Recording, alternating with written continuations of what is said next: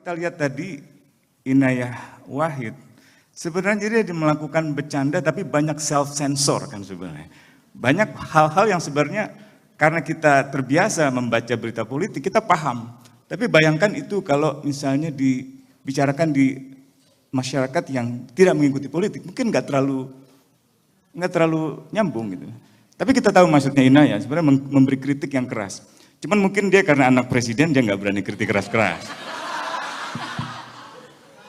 Takut dimarahin sama Om Erick Thohir nanti. KPU-nya sudah diintimidasi, diintervensi, partai politiknya diintervensi gitu. Jadi kalau ruang sipil kita menyempit, kalau oposisi politik kita melemah, kalau integritas politik elektoral kita juga hancur, sebenarnya sebentar lagi kita bukanlah negara demokrasi. Mungkin kudeta militer saya lihat tidak akan terjadi di Indonesia karena banyak konsesi lah yang diberikan kepada militer berupa jabatan-jabatan sipil di berbagai kementerian, juga berbagai dana-dana off budget yang saya kira sekarang kurang diperhatikan oleh para aktivis demokrasi, tapi sebenarnya banyak sekali tentara mendapatkan off budget, dana-dana yang di luar APBN, dana-dana di luar anggaran resmi pertahanan mereka yang bisa membuka potensi penyalahgunaan kekuasaan. Jadi kemunduran yang bertahap. Biasanya kan kemajuan bertahap ya, kalau kita mundurnya bertahap gitu. Nah ini mungkin unik di Indonesia ini. Isu-isu tentang reforma agraria, tentang kesejahteraan sosial, keadilan sosial, kesejahteraan ekonomi, yang tahun 2019, 2020 saya kira kuat. Sayangnya kekuatan pemerintah, rezim, dan kekuatan oligarki berhasil memukul mundur mereka ini. Nah ini PR buat kita semua. Thank you. Sekarang saya akan bergerak menuju Mas Usman ya, Mas Usman. Saya akan meminta pandangannya tentang regresi demokrasi, hoax, dan kaitannya juga dengan pemilu 2024. Yang salah satu yang saya ingin tahu itu sebenarnya hoax itu barang lama, kemasan baru atau bagaimana? Karena kita tahu pemilu 1955 aja itu ada isu-isu yang dihembuskan ke masyarakat gitu ya, misalnya di pantai utara Jawa itu ada isu peracunan gitu. Jadi pada saat itu masyarakat menjadi sumur-sumur dijaga gitu ya karena takut racun ya, sumur ya, belum ada pompa dragon atau jet pump ya. Kemudian juga warung-warung di pinggir jalan tuh jadi mereka nggak bisa make money gitu karena orang takut keracunan. Nah, saya ingin tahu apakah sebenarnya hoax itu memang sudah dari dulu terjadi dan sekarang ini hanya kemasannya aja berbeda, tapi mungkin itu kaitannya ya. Tapi saya minta Anda juga memberikan pandangan tentang regresi demokrasi di Indonesia. Terima kasih Mbak Sally. Saya tidak mungkin jauh berbeda dengan Profesor Ed. Ini salah satu kiai saya nih kalau di ANU. Australian Nahdlatul Ulama. Hai Ed, semoga sehat. Ya, saya setuju bahwa memang Indonesia tengah mengalami regresi gitu ya. Bahkan kalau kita lihat data Economist Intelligence Unit itu selama 16 tahun berturut-turut Indonesia stabil dalam keadaan cacat, float gitu. Nah, kalau kita baca laporan Freedom House juga demikian gitu ya. Dalam 5 tahun sebelum tahun lalu itu terus turun kebebasan sipilnya. Tapi dalam tahun terakhir, 2021 ke 2022 memang stagnan. Tapi secara umum, kecenderungan yang tadi disebutkan oleh Profesor Asminal adalah kecenderungan yang memang semakin menguatkan bahwa Indonesia tengah mengalami kemunduran. Meskipun tidak sedrastis seperti kudeta militer misalnya di Thailand atau di Myanmar atau mungkin di Turki gitu.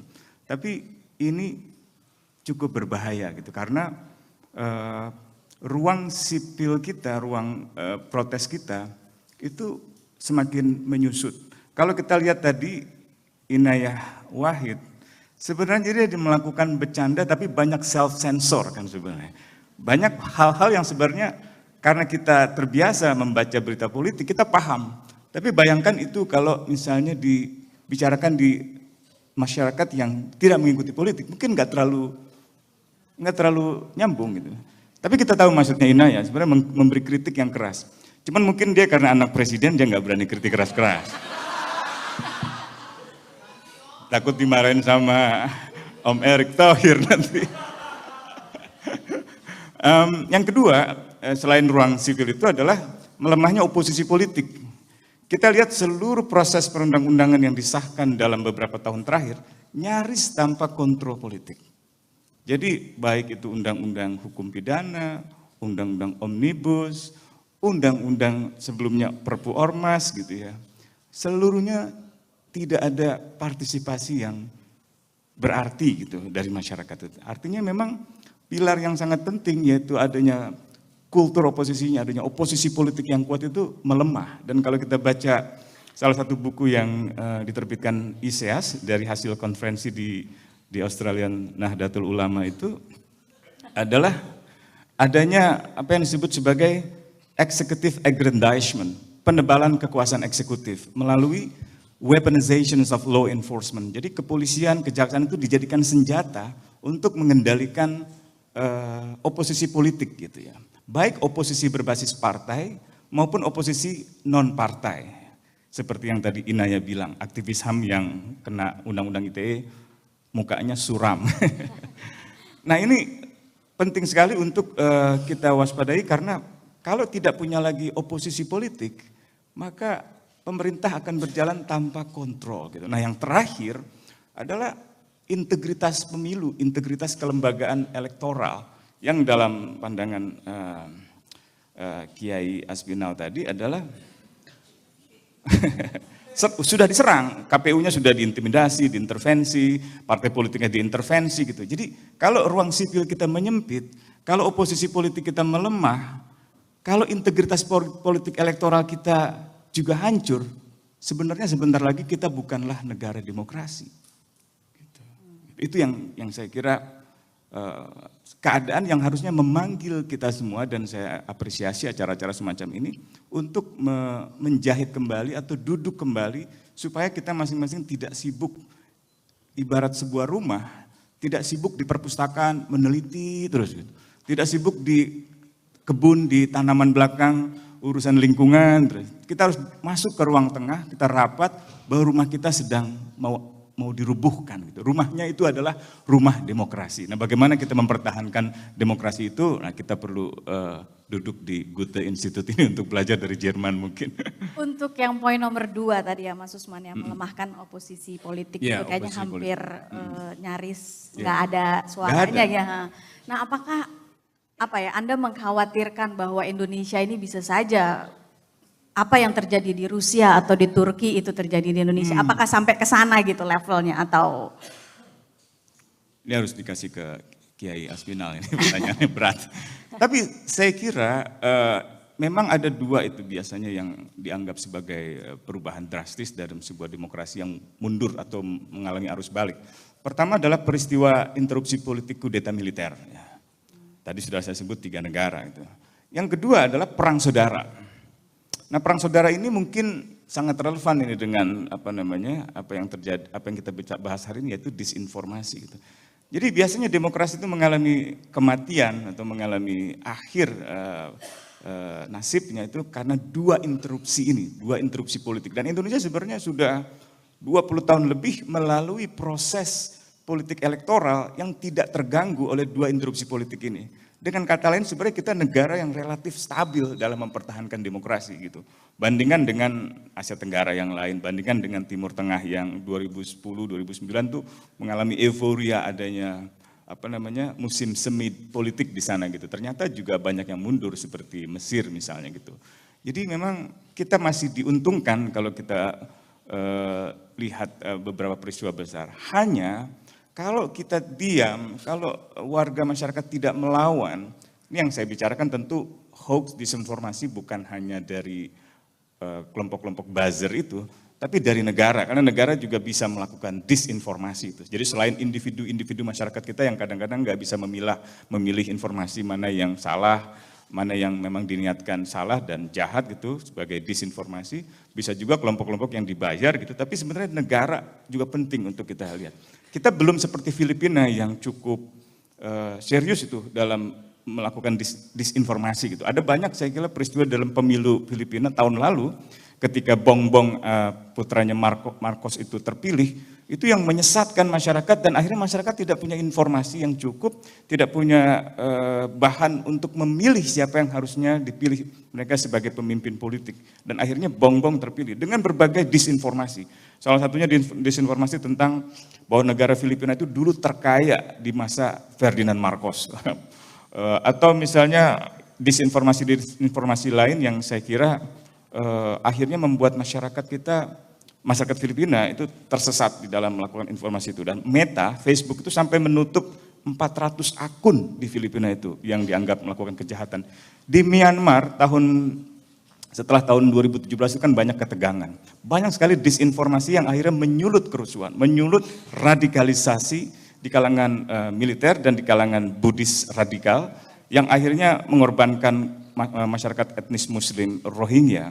Dengan berbagai disinformasi bahwa mereka adalah penjajah, bahwa mereka bukan bagian dari Myanmar, dan seterusnya. Dan yang tanggung jawab bukan hanya negara itu dalam kasus Myanmar saya kira. Meta menurut saya gagal, karena maksudnya Facebook gitu ya, dia terlalu mengutamakan algoritma, terlalu mengutamakan traffic, terlalu mengutamakan keuntungan dari newsfeed, dan seterusnya termasuk political advertisement gitu. Nah ini saya kira kita harus cegah, baik mungkin kudeta militer saya lihat tidak akan terjadi di Indonesia karena banyak konsesi lah yang diberikan kepada militer berupa jabatan-jabatan sipil di berbagai kementerian, juga berbagai dana-dana off budget yang saya kira sekarang kurang diperhatikan oleh para aktivis demokrasi, tapi sebenarnya banyak sekali tentara mendapatkan off budget, dana-dana yang di luar APBN, dana-dana di luar anggaran resmi pertahanan mereka yang bisa membuka potensi penyalahgunaan kekuasaan. Jadi mungkin belum. Apakah Anda setuju dengan kayak gitu ya? Ada off budget untuk militer? Ya saya nggak setuju lah itu.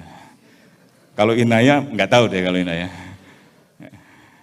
Ya itu sih mungkin saya nggak akan bisa menjawab itu apakah kita akan jadi seperti Turki. Saya kira Ed Aspinall bisa lebih menjawab itu. Tapi dugaan saya kecil. Saya setuju dengan Ed bahwa ini kemunduran yang bertahap. Biasanya kan kemajuan bertahap ya. Kalau kita mundurnya bertahap gitu. Nah ini mungkin unik di Indonesia ini. Nah, supaya dia nggak mundur-mundur terus tuh piye Mas? Jaganya. Nanam padi yang maju itu. Namju. Kita harus konsultasi sama ketua DPR. Ya harus ada semacam collective action ya. Ini sebenarnya upaya untuk melakukan collective action. Biasanya salah satu kelemahan demokrasi itu atau kemunduran demokrasi juga dipengaruhi oleh kekuatan pro-demokrasinya. Saya kira Ed Aspinall pernah menulis satu paper dari disertasinya kalau tidak salah tentang gerakan oposisi di era Orde Baru yang diterbitkan di buku Stanford tahun 2005 itu. Salah satunya adalah collective action itu. Ole Tonkurs, Profesor Swedia juga pernah melakukan refleksi tentang gerakan sosial di Indonesia dan salah satunya menurut dia adalah lemahnya the absence of collective action, tidak adanya tindakan politik. Kalau Fedi Hadis dalam tulisannya 2018 tentang democratic backsliding, menurut dia salah satu penyebab kelemahan backslidingnya demokrasi adalah poorly organized social movement. Jadi gerakan sosialnya dianggap kurang terorganisir. Tapi itu waktu kita masih hanya melihat mobilisasi massa di Indonesia hanya membawa-bawa identitas politik itu yang menyerang Ahok ya, gerakan 212 dan 411 dan angka-angka yang lainnya yang saya susah ingat itu. Setelah itu sebenarnya kita masih punya potensi besar ketika gerakan mahasiswa muncul tahun 2019. Tahun 2020 juga gitu. Bahkan dari dua gerakan itu saya melihat bahwa potensi gerakan pro-demokrasi di Indonesia masih sangat tinggi, terutama di kalangan pemuda, dan ketika itu para mahasiswa juga didukung oleh pelajar. Para mahasiswa dan pelajar juga didukung oleh kelompok-kelompok organisasi non-pemerintah dan juga didukung oleh lembaga-lembaga organisasi buruh ketika itu. Jadi isunya bukan hanya isu-isu tentang kebebasan liberal, tentang misalnya kebebasan berpendapat, berekspresi, atau beroposisi, atau kebebasan pers, atau kebebasan privasi, tapi juga isu-isu demokrasi sosial, isu-isu tentang kesejahteraan buruh, kesejahteraan petani, tentang kesejahteraan ekonomi, tentang reforma agraria, tentang perlindungan tanah rakyat. Gitu. Jadi saya lihat kalau 90-an itu lebih banyak kita gerakan demokrasinya menuju pada liberalisasi politik gitu, membebaskan kita dari belenggu otoritarianisme ya, yang membungkam mulut kita, membungkam kebebasan kita, tapi belum sampai pada gerakan untuk menuju liberalisasi sosial, menuju demokrasi sosial, menuju isu-isu tentang reforma agraria, tentang kesejahteraan sosial, keadilan sosial, kesejahteraan ekonomi, yang tahun 2019, 2020 saya kira kuat. Sayangnya kekuatan pemerintah, rezim, dan kekuatan oligarki berhasil memukul mundur mereka ini. Nah ini PR buat kita semua, buat PPMN, dan buat di Asia Foundation gitu untuk mendukung kelompok-kelompok masyarakat lebih gencar lagi dalam memperjuangkan demokrasi. Gitu. Alright, thank you. Terima kasih Mas Usman pandangan awalnya. Nanti masih ada beberapa pertanyaan lagi.